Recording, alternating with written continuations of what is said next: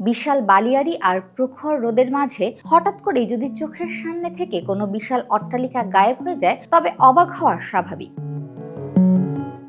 দক্ষিণ আফ্রিকার দেশ নামিবিয়ার দুর্গম মরুভূমিতে বর্তমানে নির্মিত হচ্ছে এমন কিছু বিলাসবহুল রিসোর্ট ও ভিলা, যেগুলো দূর থেকে দেখলে একেবারেই চেনা যায় না। স্থাপত্য শিল্পের জগতে একে বলা হচ্ছে ইনভিজিবল আর্কিটেকচার বা অদৃশ্য স্থাপত্য।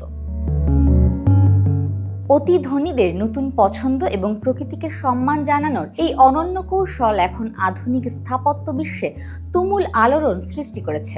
CNN ট্রাভেলের একটি বিশেষ প্রতিবেদনে বলা হয়েছে, প্রচলিত রিসর্টগুলোর মতো এই ভবনগুলো বিশাল আকৃতি নিয়ে প্রকৃতির মাঝে জাহির হতে চায় না, বরং প্রাকৃতিক পরিবেশের সাথে পুরোপুরি মিশে গিয়ে নিজেদের আড়াল করে রাখে।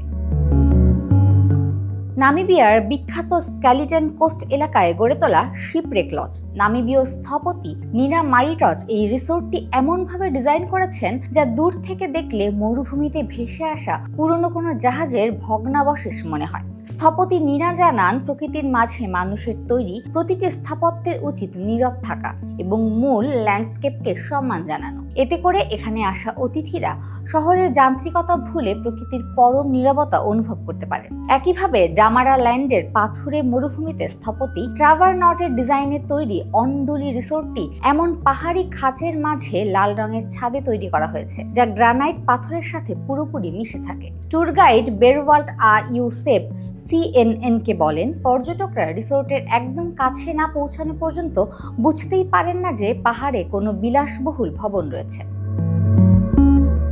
অতি ধনীদের নিরিবিলি ও গোপন অবকাশ যাপনের চাহিদা মেটাতে এই কোয়েট লাক্সারি বা নীরব বিলাসিতার ট্রেন্ড দ্রুত জনপ্রিয় হচ্ছে। পরিবেশের কোনো ক্ষতি না করে এবং চোখকে কোনো কৃত্রিম বাধা না দিয়ে প্রকৃতির বুকেই এই অদৃশ্য ভবনগুলো গড়ে তোলা হচ্ছে, যা স্থাপত্যকলার এক নতুন দিগন্ত খুলে দিয়েছে।